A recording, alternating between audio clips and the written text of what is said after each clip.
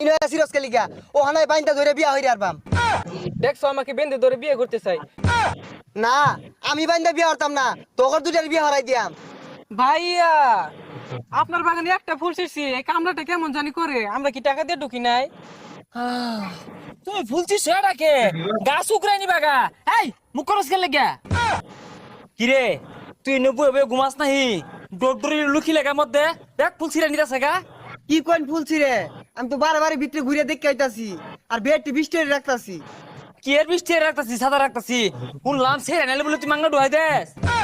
ভাই আমি তো মাংনা ভিতরে কেউ যাইবার দেই না, বেড়ে টিয়া দিয়ে আইডু হাই।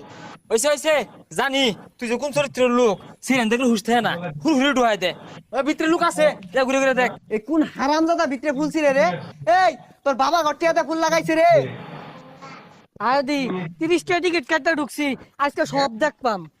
সব দেখবা মানে সব দেখবাম মানে যে ফুলের বাগানগুলো আছে না, এগুলো সব ঘুরে ঘুরে দেখবাম, এটা কইছি তোমারে।